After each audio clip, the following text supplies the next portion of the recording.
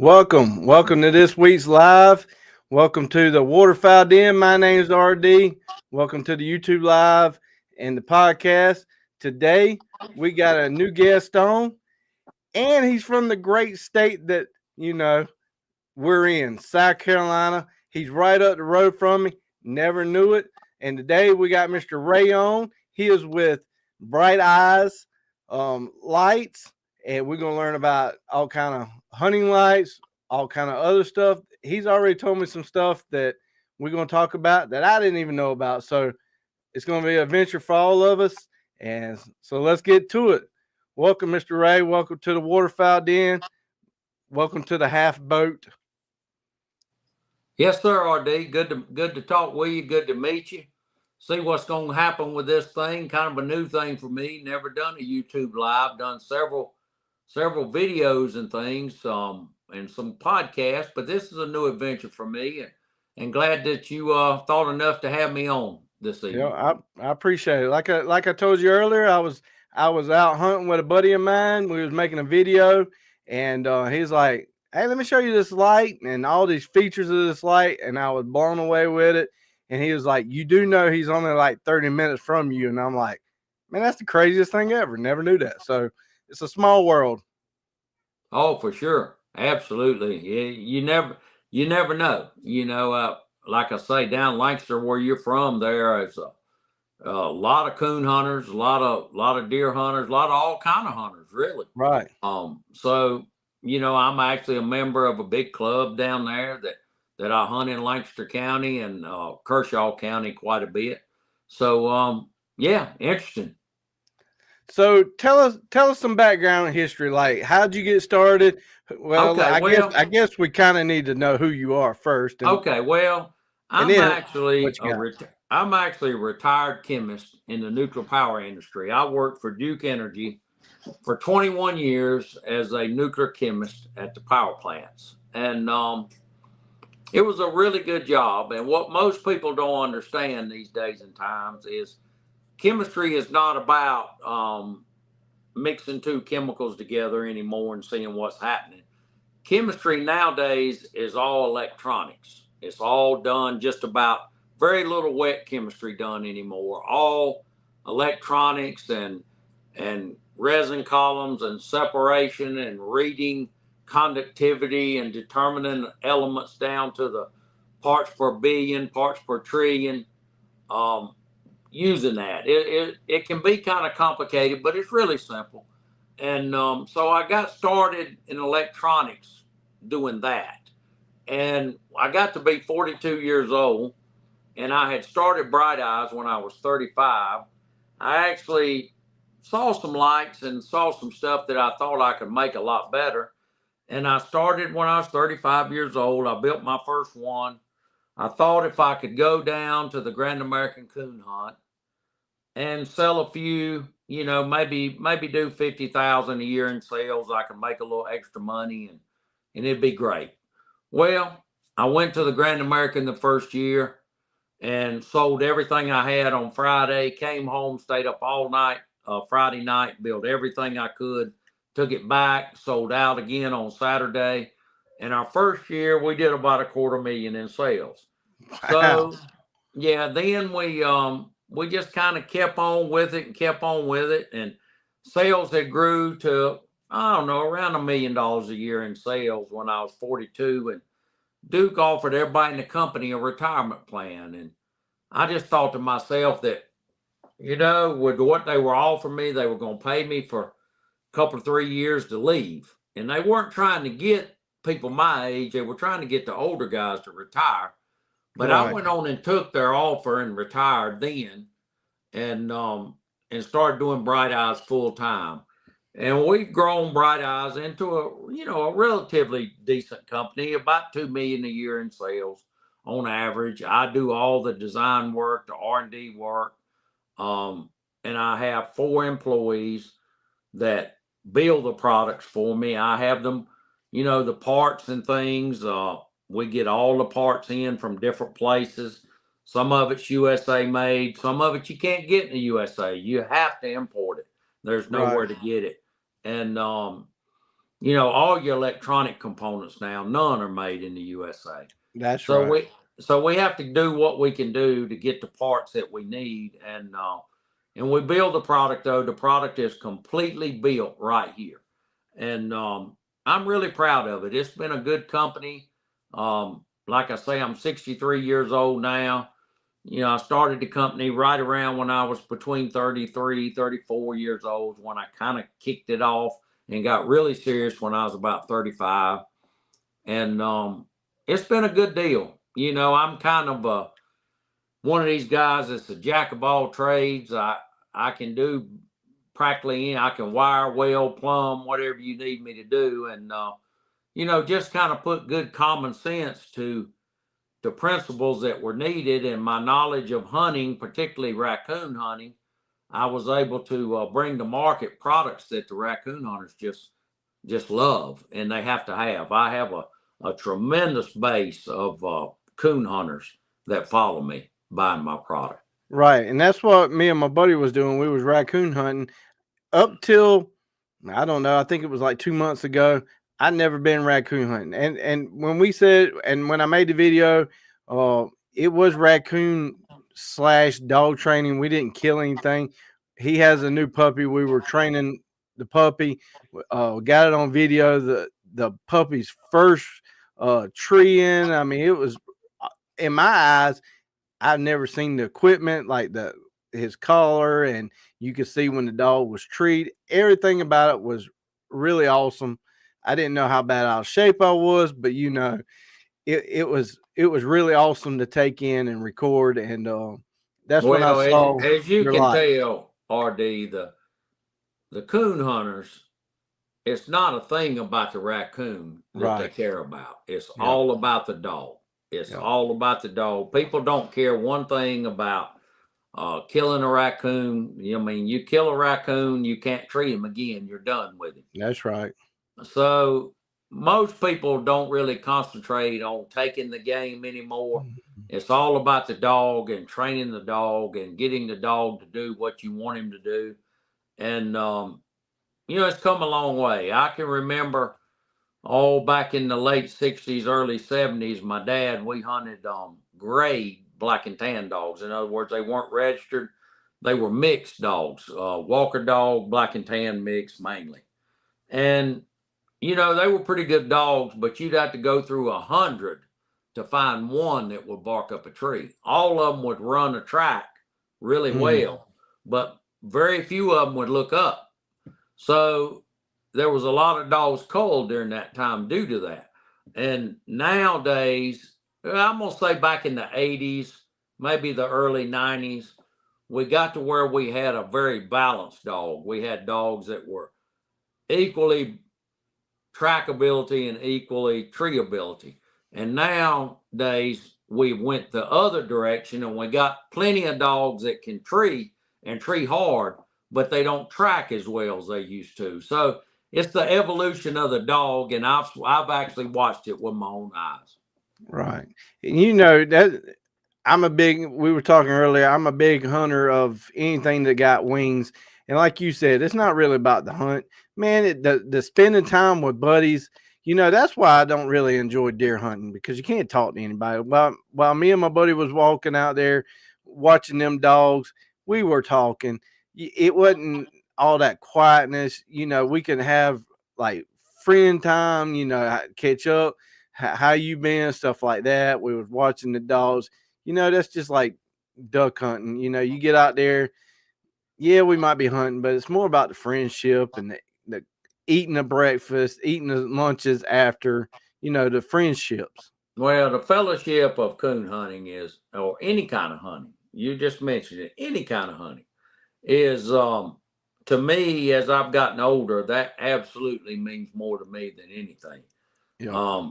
I go hunting a lot of times with younger guys here that, I may take a dog. I might not even take a dog. Sometimes I'll just take my Coleman stove and a frying pan, and we might make oyster stew in the woods or salmon stew in the woods, or I might cook egg and cheese sandwiches and have us 5 or 6 guys there, and we got dogs loose, and we just talking and socializing, and eating the food and having a good time, and that means more than anything. And Exactly. yeah, that's what I do it for. I Mhm. absolutely, the dogs and the socialization is what we do it for. It has Absolutely. nothing to do with the game anymore. Yeah. I 100% agree with you on that. And like we were talking earlier, we're both getting a little bit older. You may be a tad bit older, but you never know when your last time going to be out hunting anyway. So make memories. Absolutely. So Absolutely. yeah, You couldn't have said that better, my friend. yeah, Anytime you get an opportunity to socialize with like-minded people and get out there and hunt and enjoy yourself, and some of the funniest things I've ever seen happen, while we were out coon hunting. I mean, just crazy things happen. And I can remember one night we treed a coon and walked way in on Fishing Creek. And Fishing Creek, if you know around this area, is a pretty big creek. And in the yeah, wintertime, it's pretty deep. It's, in places might be over your head, but it's 4 or 5 feet deep about anywhere. And we walked all the way in there, and it was like 18 degrees. We get to the bank of the creek, and the dogs are right across the creek. I mean, right across the creek. So we done walked a mile in there to get these dogs, and we're 50 feet from 60 feet from them, and we can't get over there to get them. So me and this old guy, a good friend of mine, his name was Gerald Farmer. He's gone, been dead and gone since about 02, 03. We just stripped off butt naked, hit the creek, walked over there and got the dogs, come back and put our clothes back on. And, we walking out of there, and he looks at me and says, if somebody would have seen us doing that, they'd have took us both to jail and put us in a padded cell somewhere. I said, you probably right. But, just crazy stuff happens, and you just do it and go on about your business. Imagine what that, which it was. You said it was cold, but imagine what that deer hunter was thinking up in the tree when he saw y'all swimming across. Oh, Lord, that would have been bad. That would he have been bad. he But probably we has a sure, different side of the story. You wouldn't believe these two guys I saw. yeah, they think it's hard to say what they would have thought was going on. Well, if Who would? you said that time period, that was before cell phones, so he wouldn't have had no evidence to get you on it. So No, now they'd have me on a trail camera or something. absolutely. Well, you true about that. The Yeah, you can't technology. hardly hunt anywhere now. You just, Yeah, particularly raccoon hunting, because your dogs, they gonna go where they want to. You can't, right. you don't know where they're going, and sometimes they cross on some property they ain't necessarily supposed to be on, and every coon hunter I know is very respectful of that. And if that Yeah, happens, they go get the dog and get off of there as quick as they can, right. to keep from causing a problem with anybody. But, we constantly on somebody's trail camera. Mhm. And ain't nothing to do but wave at them and go on, Yeah, because they this getting age the of picture. yeah, this age of technology of trail cameras are getting crazy. I mean, the 360-degree videos now are just insane. Oh, yeah, it's unbelievable. And like I say, I don't worry about it. If they want to prosecute me for trespassing, they just have to get me, I guess, and I'll just apologize and go on about my business, because I won't hurt nothing, won't ever hurt nothing. Yeah, Just got to get my dog, and when he gets there, he ain't leaving. So you got to go get him. yeah, Once he gets treed, he's not going to leave. yeah.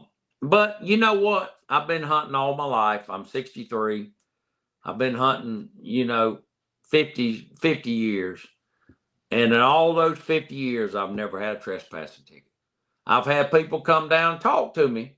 And once I Right. explain to them what's going on, they'll usually be okay with it. Yeah, Actually, a lot of them have told me just to hunt anytime I want after that, you know. yeah. But it's all in how you approach things. That's right.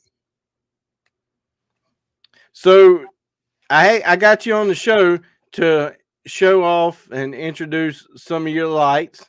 So let's talk Sure. about some of your lights. I could pull up the website and we could talk about it too, but Okay, we could. well, the first thing I'll do, I'll talk to you a little bit about our newest edition. I can always come out with a new light in September, right? Labor Day Mhm. weekend. There's a huge coon hunting event in Indiana.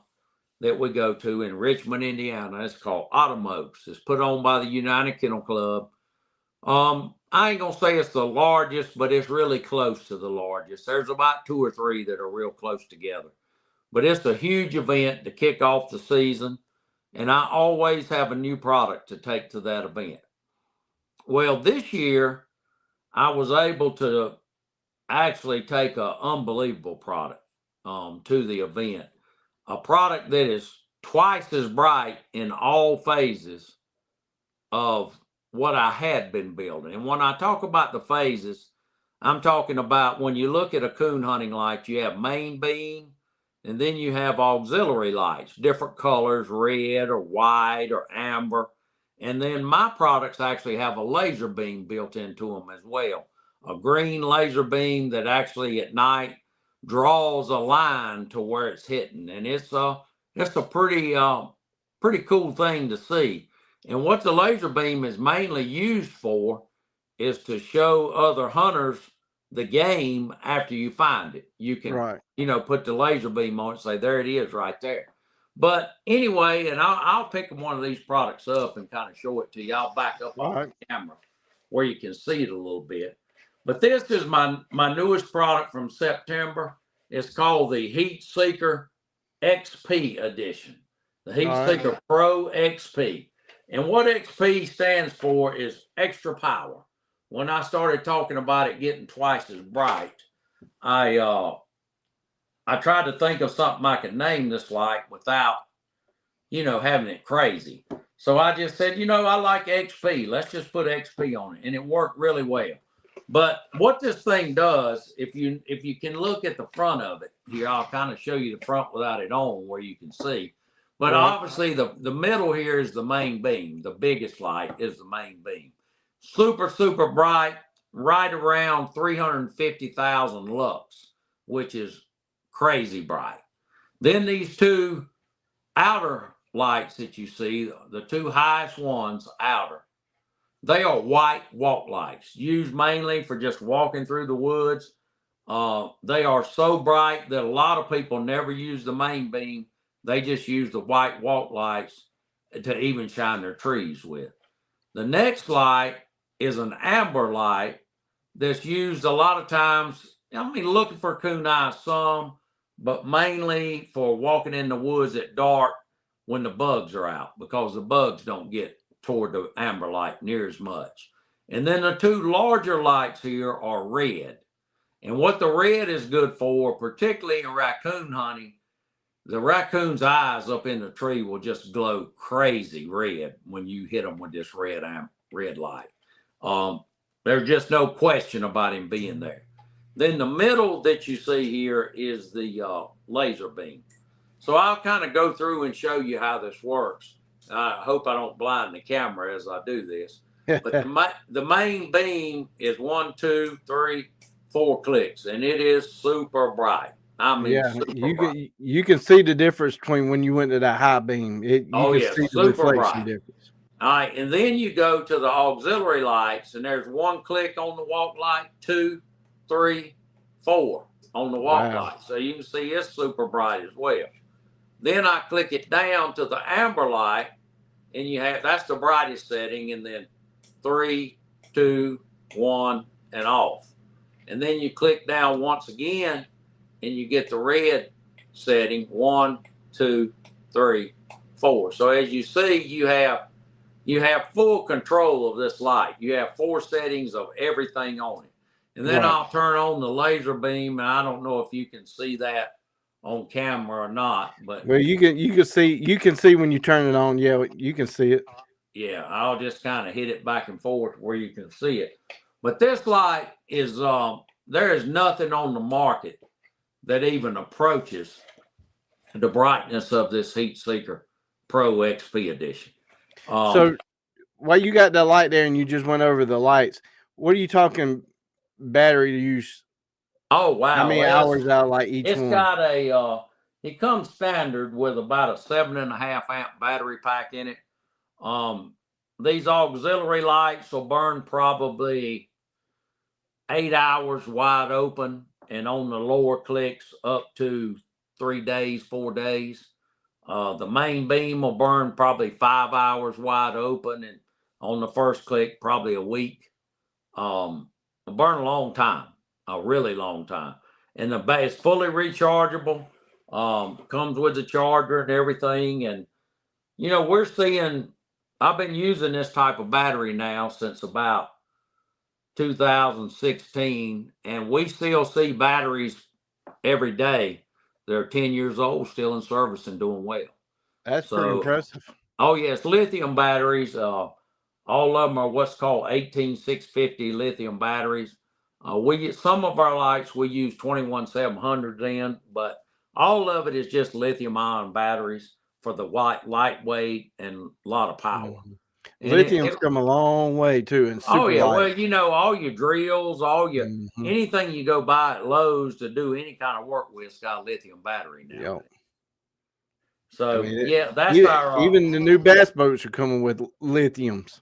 Oh yeah, well, I actually have another little business that my son runs. He and I started it, and he runs it. I don't really have a lot to do with it, but it's called Patriot Power Supply. And that particular business, you can go to it if you want to look at it sometimes. It's Patriot Power or PatriotPowerSource.com. PatriotPowerSource.com. And what that is about, it's golf cart batteries, lithium ion golf cart batteries, LiFePo golf cart batteries, LiFePo boat batteries, LiFePo camper batteries, LiFePo solar batteries. It's just a tremendous market for lithium style batteries out there right now. That's pretty cool. Where's he out of? He's from Rock Hill, right here with me. I can say I started the business with him, and kind of guided him to get going, and he runs the business all by himself now. That's pretty cool. Yeah, but we do that, and then I do this as well, and all of it falls right under my Bright Eyes Enterprises Incorporated umbrella. It's all run out of the same corporation. So I'm gonna throw the website up real quick here. Sure, go right ahead. I had it pulled up, but it done timed out on me. So let me pull it back. That'll happen to you sometime. Man, technology. Well, you were talking about the ducks and stuff that you like to do. Right. This product is bought by piles of duck hunters, deer hunters. They use them for blood trailing deer. That's where I was thinking, because when he turned that red light on, I was like, my goodness, like the way that red light hit that ground, I'm like, I could have used this when I was looking at hours for the deer I shot a couple years ago. Oh yeah, they buy them all the time for that blood trailing. The deer hunters, the duck hunters, we sell a lot of them out in Arkansas for the guys going in and out of their blinds. Right. We sell a bunch of them out there. We sell a bunch of them to law enforcement, power companies, exterminators, electricians. Anybody that has to work in dark places buys them all the time. And this is just a question because I hadn't looked it up. Is that helmet that you had, is it still like safety style? It is what's called a bump cap. It's not a true hard hat. Okay. Because you put a hole through it with the light. Well, it's just a lighter weight cap. It's not I don't think it would meet the standard of being used on a construction site.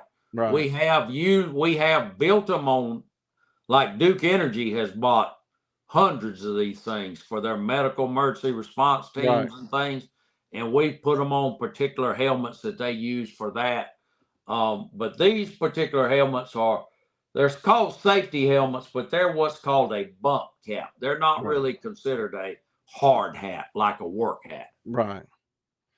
So up under the Bright Eyes light cap size item up at the top of the website, and I guess I need to say the website. So it's brighteyeslights.com. So up under, say that again. I said that's correct. I said brighteyeslights.com. So you had 3 models? Well, there's several models. There's a couple of models that aren't on there right now because I'm waiting on some machine parts to come in, and I just take them off while I'm waiting. But obviously you see the XP there, which is a huge seller. And then the next one over there is our Fusion Micro, which is the light that we built 3 years ago. And we still sell a ton of the Fusion Micros. For the people that just don't want to spend the money for this light, they'll buy that light. But we still sell a ton of them. The next one over is the Hot Shot, which is the light that we sell for the kids. And if you notice on that picture there, you see where it says Hot Shot Avery Edition. Right. Okay, what we're doing there with this is every one of these that we sell, there was a young child. His name was Avery Davis. He lives in Columbia, the Lexington area of Columbia. And he was shot and killed, I believe it would be October a year ago. Just a crazy thing. They were having a dog drive. The kid was in a stand 20 feet up in the air, and a stray buckshot bullet hit him right in the temple and killed him. That's terrible. The weird thing is that where the guy was shooting was almost in the opposite direction. So it had to be a ricochet, maybe ricocheted a couple of times. But the kid's name was Avery Davis. His dad is Jeremy Davis, a good friend of mine, and he owns a company called Carolina Coon Hunters based out of down around Columbia. And what I did, I made this particular model, and every one of these we sell, we take $5 of it, and we give that $5 to the South Carolina State Coon Hunting Association, their youth fund, to be used, however the youth need it in the state of South Carolina. Last year it was amounted to a few $1,000s, and it's kind of a good thing. I tried to turn a tragedy into a good thing, and his dad is selling a ton of these things, but they're mainly sold for the children. I got you. That's interesting. Yeah. Oh yeah. Well, you got to give back where you can. The coon hunters have taken care of me unbelievably well. So anything I can do to give back, I try to. I noticed when I pulled it up, it had angel wings on it, and I didn't even have to ask what they were for because then you just told me. So when I saw it, I was like, I wonder what that's for, and then you explained it, so it makes more sense. Oh yeah, absolutely. That's the story behind this particular product, and like I say, it's a really good selling product for the kids. So under them, you got bump, hybrid, and then a soft cap. Yeah, the bump is the cap I showed you here. The red, like you can get it red, black, gray, whatever. The hybrid cap is a ball cap, just a regular ball cap that has a liner inside of it, a plastic liner that snaps inside the cap and makes the cap rigid. And then you can wear that. So that's what that is. And then soft cap, no liner. What that is, we just put a little piece of plastic in the back where the battery connects to give it enough support to hold the cap. And then the rest of the cap is collapsible like a regular ball cap would be. I got you. Yeah, we give it any light we do, we can do any of those three ways. Then the next tab you got is belt lights. Oh yeah, and we build every light that we build, we can build in what's called a belt light as well.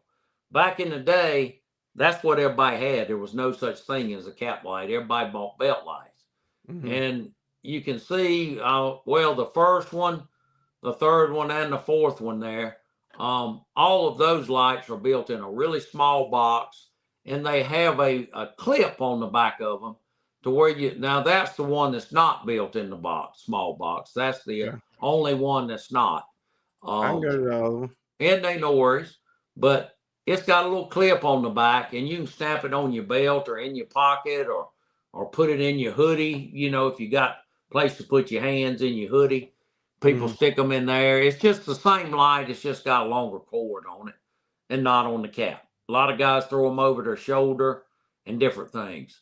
And then the one that you showed that was still in the pouch mode, it goes, a belt actually goes through that pouch behind the battery box there, and then you just strap the belt on with it. And again, you can wear it on a cap, or you can throw it over your shoulder, however you want to use it. And we have them use them all kind of ways. I saw another one. I think it was up under the accessories, like a hand light Yeah, we spotlight. sell a ton of those things. Our handheld spotlights. You're talking about something that's doing 350,000 lux. I mean, it would spot. Well, it throws a beam 1,400 meters, which is pretty close to 3/4 of a mile. That's And pretty crazy. yeah, so it'll reach way out there. It's rechargeable, handheld. We have a ton of people use them for all different things. A bunch of police officers in Charlotte, North Carolina use them and carry them in their vehicles. Anything we can do to increase the safety margin of a police officer, we're interested in doing that. And so we build those for those guys, and it works really well. It's a good product for them, really So well. I'm assuming that's probably got high, low, medium too. It does. It has 4 positions. It's just like the main beam on the light I showed you. It has 4 positions of brightness. So it says it weighs 14 total ounces. Yes, sir. Don't weigh nothing. You don't even know you got it. And then got a fast charger. How long does it usually take to charge? About 3 or 4 hours. That's not bad at all. No, and it'll burn a long time. And you know, lots of guys, particularly our deer hunters and stuff, to go back to them, they like this particular light. They buy them by the ton. York County just recently bought, I think, 15 or 16 of them for their K9 division at the sheriff's department. Yeah, I could see it, man. If that joker is as bright as the one for the helmet, which you says it is, if you could put a red light on that too, that's probably all you need for deer hunting for 100%. Oh yeah, and we could do that. Yeah, we could do that if we wanted to. Sure. That red, it's crazy. Oh yeah, it is. It's something to see. It really is. And like you were talking about the bugs, man, that's one thing. Summertime, like even when I'm on the tractor trying to work with them LEDs, they're so bright. I swear you pulling bugs in from another county sometimes. Yeah, that's for sure. So I can see where the other colors make a big difference. Oh, absolutely. Absolutely. That's the name of the game. You got to, in this market today, you've got to give the customer the alternative for everything. Give him everything. Right. And I know you got some apparel stuff on there too. Yeah, it ain't much to that. That's just some boots that we sell and a vest that we sell. These boots, they're hip waders, and I have Yoder Nylon, a company out of Ohio, special makes them for me. They're made to my standards. They're really nice. The vest that you saw is something that we do, and your light don't really go in it, but it holds, like all the coon hunters now carry a thermal with them, so they can just take this thermal and look the tree and find the coon with the thermal. So finding the coon's not near as hard as it used to be. And you actually mentioned locating equipment earlier. It's got pockets for that, for your Garmin locating equipment and all on it. It's a pretty good seller. And, you mentioned the Garmin, and I'll mention that while I'm talking to you. One of my good friends, Mark Zepp, is a big person in sales with Garmin Corporation. And it's amazing that we can turn a dog loose and know within just a few feet of exactly where he is every minute. That he's that blew my mind. It probably don't take much to blow my mind. So I knew that comment would probably be said. But it was crazy that it knew that dog was barking. It sent, like you said, we were down there on 97, and people may not know where 97 is, but 97 is very hilly, very rocky. It did not take probably 200 yards, a dog be on the other side of the hill. You'd never hear it barking. And it was crazy that receiver was coming back saying barking, and then treed. Like it knew GPS wise how high that dog was, and then how high that dog was once it was treed, that it knew that it was treed and wasn't moving. Oh, absolutely. It'll tell you about whatever you want to know. And I was going to make mention, you talk about hunting down off 97. I was raised hunting down there off Rocky Creek, right there at 97. And I hunted there all my life. And one of my good friends, David Chestnut, has a big farm down there and does the sporting clays and everything. Right. Yep. So Yeah, he's a good friend down there right on 97. He owns a bunch of land that borders Rocky Creek there. But See, yeah, that's 97, you're right. That's a really hilly, rocky piece of terrain down through there. and see, I'm a big shotgun guy, so I know all about shooting skeet. Oh yeah. Oh yeah. Yeah. Good for sure. But back to the website. I know you got some videos out there. There's all kind of videos that people can watch, and Oh yeah. you know, I've made a ton of those things. I make them. I generally make them. Most of them been made right here in my office. And I have a good friend up in Kentucky that I send the footage to, and he edits it a little bit for me and sends it back. And most time it's just posted on Facebook and the website. But you know, I like that part of being personal with the customer.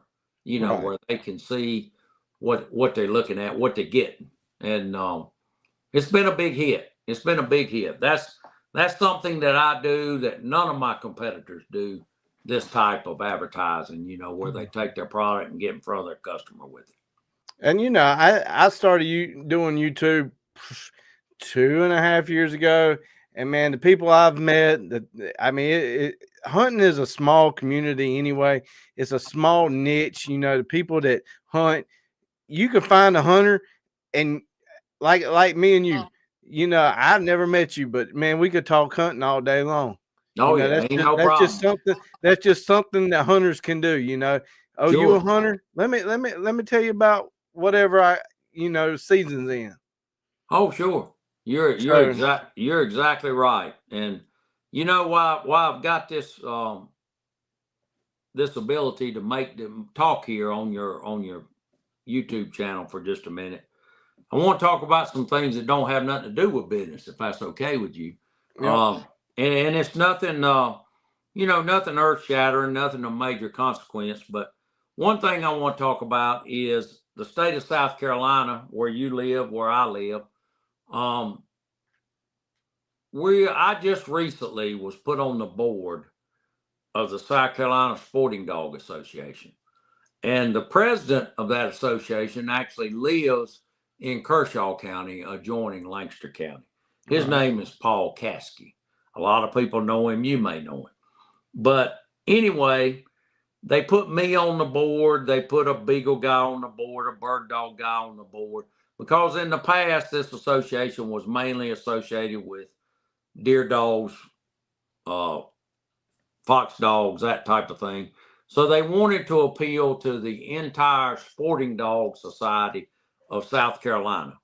So they put other people on the board. And one of the first things I did when I got on the board is I recently met the new director of the South Carolina DNR. His name is Tom Milliken. Tom is a really nice guy. Maybe Mulliken is the way I should say that, not Milliken, Mulliken. And Tom is a super nice guy, very personable. For somebody in his position, he's very down to earth. I enjoyed talking with him quite a bit. And he and I were discussing something, and you know, we were just trying to decide. You know, he asked me, he said, "Well, what can we do for the coon hunters in South Carolina?" And I thought about that for a few minutes, and I came up with the one thing we could do is get game management land open to coon hunting for run season year round. Like right now, we can run year round, but it has to be on private land from March to September. Right. And if we could hunt the game land, which we can, I mean, there's no reason in the world that we shouldn't. If you can hunt the private land, why can't you hunt the game land? That's ridiculous that you Yep. can. So anyway, he and I discussed that a little bit. And through this South Carolina Sporting Dog Association, I actually have a meeting with him next Thursday that I'll be attending with Paul Caskey, a guy named David McKee, who is a big advocate, the president of South Carolina Coon Hunters Association, and myself will be meeting with Mr. Mulliken, Mr. Tom Mulliken, and we're going to discuss all this with him and try to move this forward. So, and me telling you all about this is because I'm wanting to bring to the forefront that if you're any kind of sporting dog owner in South Carolina, whether that be a Labrador for duck hunting, a Beagle for rabbit hunting, a bird dog for bird hunting, a coon dog for coon hunting, a deer dog, a fox dog, any kind of sporting dog. I'm here to represent you at the state level. And what I'm doing now, trying to get this season open for the coon hunters, is just the first step. And because when I take a position, I take the position to be serious about it and try to make good, positive change where needed in our community. And the Sporting Dog Association needs all sporting dog people, the community in South Carolina, to go to South Carolina Sporting Dogs Association.com and join the association. We need members. We got about 1,000 members in the state. We should have 5,000 or 10,000 members. And if we can get that, we get a stronger voice. Every time we get more members, we get a stronger voice. That's and right. As you know, in the legislation now, it's all about, what can you do for me and what have I done for you? And hopefully we can change some of that. And we're going to work hard to get in agreement with our legislators and try to enact some positive change where we can. And also, and just like I told Mr. Mulligan, I'm all for that. If you got a hunter out there breaking the law, breaking the rules, whether it's shooting deer at night or shooting too many coons, you can kill 3 a night. If you kill more than that, I don't care if you up the enforcement, and I don't care if you triple the fines. It don't matter to me what you do on that front. But if we can get a little more goody out of it, even if the enforcement has to get tougher, that's okay with me, because most hunters are good law-abiding people, and you're not going to have any problems. So I just thought that was an opportunity to get. My company means a lot to me, but hunting in South Carolina means even more to me, RD. And who knows what that might do to the turkey population, to the quail population, because raccoons and possums, they're tear the nest up. Oh yeah, they tough on the turkey nest. I mean, they are. They're tough on the turkeys. They're tough on the quail. We're going into turkey season, and I love turkey hunting. And this year they completely changed the rule. We went from 3 turkeys now down to 2 turkeys, no jakes. I mean, it's become a big thing. Why? We ain't got much turkeys. Well, and like you said, back when people were trapping and getting money for furs and stuff, there were more people doing it. Like you said, there's not too many people doing it anymore. Not at all. Not at all. And one thing, just like what I'm talking about with the coon hunters in the year-round run season, we're not all about bothering anybody. The coon hunters, matter of fact, one of the high ups in the South Carolina DNR told me just a few weeks ago that they had less trouble with raccoon hunters than any other hunters that they have to keep up with. And probably most of that is because the raccoon hunter's out there at night and most people don't even know he's there. That's probably got something to do with it. Yeah. Other than seeing the truck on the side of the road. Yeah, they probably don't even know he's there. Yeah. But like the turkey season coming up, we don't want to bother the turkey hunters, and if we have to make some concessions for the run season during turkey season, we might have to do that and work that out so that both groups end up being happy about what the end of it is. Because we don't want to keep the turkey hunter from being able to have a successful turkey hunt, So I think the sportsmen in South Carolina won't have a problem at all working it out. The sportsmen won't. It's all about just getting the legislators to understand that we'll work it out. That would be really interesting on a spin side of it. If talking them into it, hey, give us a certain game management area, maybe not the whole state. Give us one, and if the hunters start doing it, let's also monitor turkey population. Let's monitor quail population. Oh, it'd be perfect to do that. That would be a great study. Is hunting raccoons helping the turkeys? I don't know. Yeah. Well, I don't know, but there's only one way to find out. And like I say, during the season, when the turkey season comes in, it's basically only what, 30 days now? Heck yeah, we only got 1 month now, and that's That's for what I'm saying. the It's whole only year. 30 days now. And I'll be honest with you, I think the raccoon hunters would say, you know what? Let the turkey hunters have their 30 days and hunt their 30 days, and we'll stay out of there while they hunt. You know? And I don't think that would be a problem. So again, like I say, it's the sportsmen working together of all types, and I don't think the sportsmen will have near as big a problem as the politicians and the bureaucrats. Well, if you could spin it somehow that they could probably make money off of it, it'll probably pass. Hey, you're exactly right. And if there was a way for them to tax a dog running through the woods, they probably would pass. Oh yeah, they'd let you run them. They'd let you run them 24 hours a day, 7 days a week. Yes, sir. Yes, you're exactly right. But you know, there's some good people. There's some good people working in this area now, and I have been super impressed. I can't impart enough on you that our new South Carolina DNR director, Mr. Mulligan, he's an advocate of dog hunting. He's an advocate of all kinds of hunting. But he seems to truly have the citizens of South Carolina and what's best for them on his mind. And that is a breath of fresh air for me to see. Well, that's good, because we definitely need it. You know, there's each probably county has a different area need for hunting regardless. Oh, sure. Absolutely. Yeah. Absolutely. And you know, the game laws may need to be a little bit different depending on what part of the state you live in as well. I agree.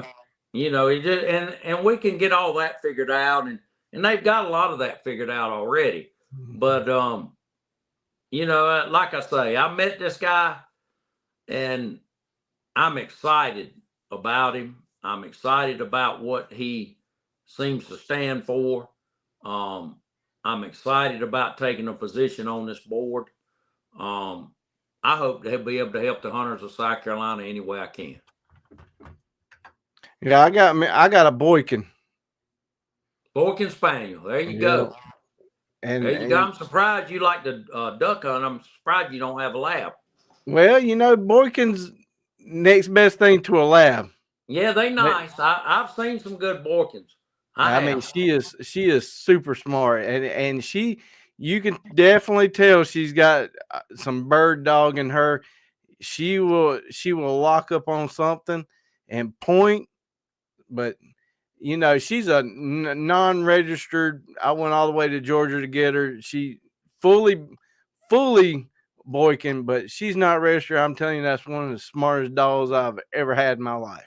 Well, you know, dogs are pretty intelligent. I don't know if you know much about coon dogs and stuff. Talking about going to buy one.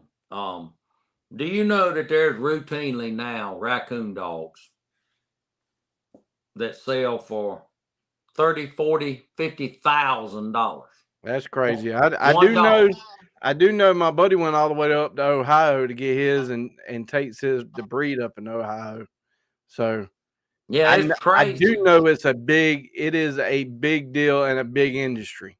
They actually have hunts now where you can win $40,000 and $50,000 at one event, one weekend.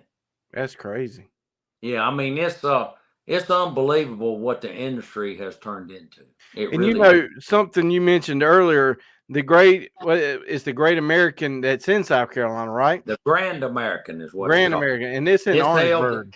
Yes, held the first full weekend in January every year in Orangeburg, South Carolina.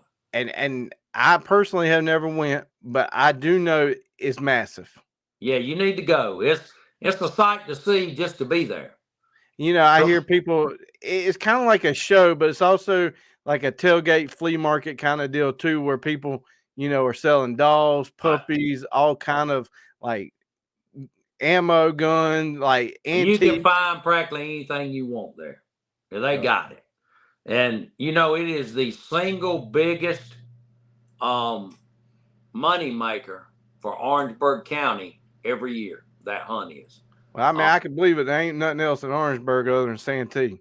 Yeah, it's the single biggest thing in Orangeburg County. Their Chamber of Commerce puts on a big steak dinner for all the sponsors and things on Thursday nights, and it's a huge event and a great thing for South Carolina. And I may be a little bit off on the year. I may miss the year by 1 or 2 or something, but I believe it's been going on in the neighborhood of 55 years. I know it's been a long time. Yeah, it's been going on a really, really, really long time. You got any events you coming up to that you're gonna be heading out to? The only thing I'll be going to now, I'm pretty much done for the year, except the first weekend in May, I will be going to Flora, Illinois for the Black and Tan Days, American Black and Tan Coonhound Association Days. I hunt black and tan coonhounds and have for the last 25 years or so, I guess. And I've served on the board for the Black and Tan Association as a board member, as a vice president. I've been president of the association. I've been involved in it, for years and years. And it's my very most favorite thing to do every year is go to that event, because I don't really care if I sell anything or not. I'd sell a bunch because all those guys are friends. But the truth of the matter is I love to go for the fellowship that I see. And you can walk around. These guys are camping out there and nobody meets a stranger. You just walk around. They'll call you over and feed you a bowl of stew and cornbread or whatever they've cooked and talk to you like you're their best friend and you just met them 3 minutes ago. Yeah, that goes back to the hunters attract hunters. Oh, absolutely. It's a wonderful thing to see. And it's kind of what made me hang in the black and tan world is because of the family atmosphere and fellowship that you find at their events. Exactly. Yes, sir. And you were talking earlier, any kind of hunt, we need to get the younger generation out into it also. You need to take somebody, show them how to do it proper way. Absolutely, man. One of my biggest mantras is I get called every day wanting me to donate product for one thing or another. Somebody's sick, and which is a tragedy when you got somebody that's sick and they gonna try to do a fundraiser for this one or they auctioning off for this organization. It's all kind of stuff. And I try to give to as many of them as I can. But one thing I never turn down, ever turn down, is something to benefit the kids. Right. If it's something to benefit the kids, I'll give to it every single time. And I believe in that. And what you're saying right there is if we don't get the kids involved, what we do will die. Absolutely. We're both in South Carolina. You up in the Rock Hill area. I'm in the Lancaster area. We're losing woods pretty quickly. Lancaster, Rock Hill usually has been the biggest. Lancaster is like top of South Carolina moving stuff. We're losing our land as it already is. So, we need to get them out there and start, showing these kids, hey, there's more. Well, in York County, there's almost no hunting land anymore. Yep. Very little. I might know of 8 or 10 places you can free cast a dog in York County. Right. And then if you're not careful, you end up in somebody's backyard. Yep. But Lancaster County, although it's still kind of rural in the bottom end of the county, the upper end of the county on the little panhandle or whatever you want to call it. Land, yeah. It's a metropolis up to absolutely there. We talk about it all the time. It used to take me like 45 minutes to get to Charlotte. Shoot, it takes me 45 minutes to get through Indian land now. Oh, yeah. You better not get caught in schoolcraft. Yeah, it's crazy. I avoided at all costs going up through there because it's just so busy. And my buddy from Georgia, he said when he was a teenager, everybody coon hunted. He said not nearly as many as it used to be. And I know he came in late, so he's going to have to go back and watch the rest of the video.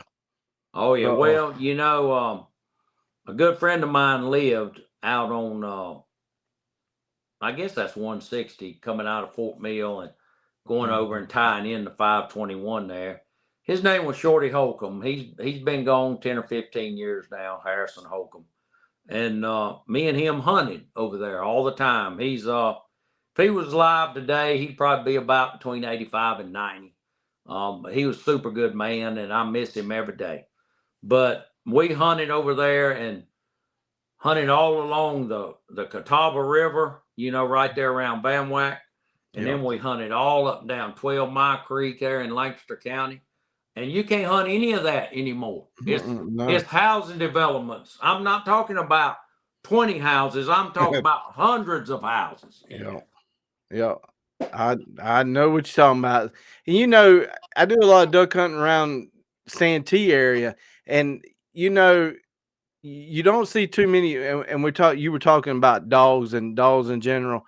Other than when I'm around Santee, like Pax area, Remini, during deer season, rolling into duck hunting, there is a lot of people still running dogs in that part of South Carolina. But once you get out of there, like, I honestly don't know nobody running deer dogs anymore. It's a trait that's getting lost. Well, Lancaster County used to allow that, and I don't believe Lancaster County game laws anymore allow running deer with dogs in Lancaster County anymore. You can run them in Kershaw County, right, but not Lancaster County.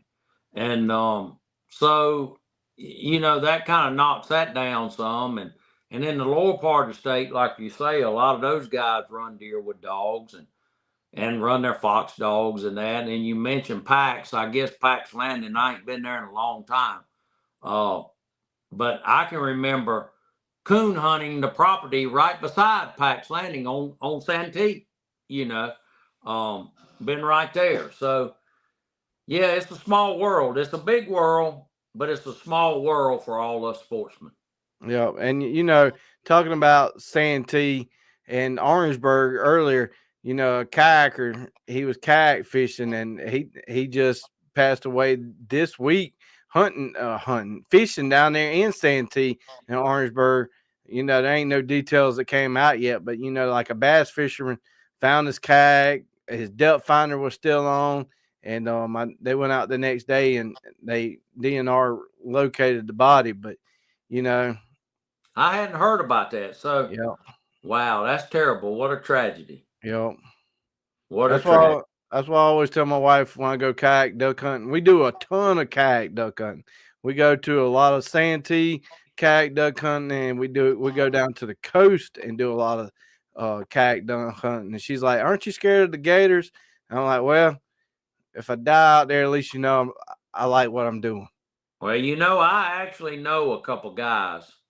2 guys come to name mine that have lost dogs to gators out hunting at night. Yeah. Now I do not take my boykin down to the coast, because 100% there's gators down there. 100% there's gators in Santee too. But yeah. Well, but the gators and when you'd be duck hunting, they'd be pretty docile during that time. That is true. It's done got colder. Yeah, they not out especially too around much. January. It's very cold. Yeah, they hibernate in that time of year, pretty much. Yeah, but we still see them. Early. Oh yeah, like we do have an early till season, which is September. That's when we typically see them. And it's hey, you stay over there and I'll stay over here, and we'll both be happy. Yeah, I've went to go hunting with people before, and when they get ready to turn their dogs loose, and I can see 3 or 4 gators, I say, I ain't turning my dog loose here. Y'all lost y'all's mind. But what a lot of people don't understand about a gator too, that they might eat. Hey, they might not eat for another week or 2. That's right. Yeah, they don't have a big appetite, but still, they're still bigger than me, so I don't want to mess with them. Well, and a lot of times they don't do it for the food, like with these dogs. I know that they just grab the dogs and pull them underwater and pull them out in the Santee, and the dogs drown. And whether they eat them later or not, maybe not. I don't know. As long as it ain't a snake, I ain't too crazy about a snake either. I will scream like a little girl and run for a snake. Anything else other than that don't bother me. But snakes, I don't do snakes. Only good snake is a dead snake. I'm about the same. Absolutely. Yeah, I'm the Absolutely. same way, man. I sure am. Well, I sure do appreciate you taking the time to have me on. Oh yeah, and like I said, I learned a lot, and I know the count has jumped up since we started, and so show some of the people that joined now. Show them what we talked about earlier. Show you light off one more time. Okay, yeah, I'll show the product one more time. Yeah, our most popular product right now is the Heat Seeker Pro XP Edition. That's our #1 seller, the absolute brightest hunting light on the market, not by just a little bit, by double. I mean, this thing is super bright. I don't mind to show one more time the main beam, the double white walk lights, the double amber walk lights, the double red for spotting, and the laser beam. And again, I'll run through them where the people can see them once more. The main beam has 4 positions, as you can see, crazy bright. This is the red. We'll go backwards on it this time. The red light's super bright. And then you can go to the amber, and you got 4 positions of the amber. And then you can go to the white walk light, and you got 4 positions of the white walk light. And then the laser beam, the green laser beam, super bright laser beam. It actually will throw a line from this light all the way to where the laser beam's hitting. I mean, you can hit something a mile away with it, and it'll show you. And what I did remember when he showed me that red part, that anodized part, that is super light. Oh yeah, head part. I mean, like the aluminum. I'm assuming it's aluminum, unless it's all aluminum. Yes, sir. I mean, it was super light and well balanced. Yes, it is very much so. The entire light on the cap is right around 20 or 21 ounces. Off of the cap, it's about 15 ounces or so. So it depends. You could find a lighter cap and put it on if you wanted it a little bit lighter. But most people, as long as you stay under 23 or 24 ounces, don't find it too heavy. Once you get over that, it could get a little heavy. But that's the battle we fight, is to give you the most light and the longest burn time, but keep it light enough that you can stand to wear it. Right. Yes, sir. So the website again is brighteyeslights.com. So y'all can go check that out. How else can people get in touch with you? You can get us at like again you said, brighteyeslights.com. You can get us there anytime. You can call us. We open 9 to 5 Monday through Friday. You're welcome. And most of the time we work on Saturday, except in the hot summer. We kind of take a little break because things slow down a little bit. Hunting season ain't in, But you can reach us at 1-888-225-7478. Anytime you need us, I'll be glad to help you. If you need to talk to me, we talked about legislative things and moving forward with the Sporting Dog Association. If that's something you'd like to talk to me personally about, don't mind giving you my personal number. Call me, 803-984-6200.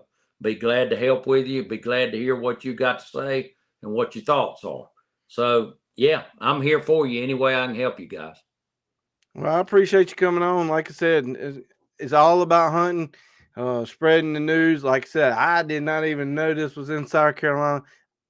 I didn't even know that you had 4 other people working for you. How long it's been going I greatly learned a lot. So I greatly appreciate you coming on. And well, it was a good to meet you, RD, and hope this ain't the last time. Hope we talk again sometime. That sounds good. And I want to thank everybody coming on tonight. Just like every Wednesday at 8:00. So until next week, we're gonna see y'all next time. And I greatly appreciate everybody coming in. And y'all go check Ray out, give him a holler. And until next week, we'll see you then. And here's a word from our sponsors. Matthew Knight with Satura Investors out of Charlotte. There's the information The link to his website is scrolling across the banner down at the bottom, and it's also in the description. Today's episode is about helping business owners and working professionals like you who share a passion for the outdoors, shooting sports, zeroing them in to their long-term financial goals. So if you need any information or contact or any other questions, contact Matthew.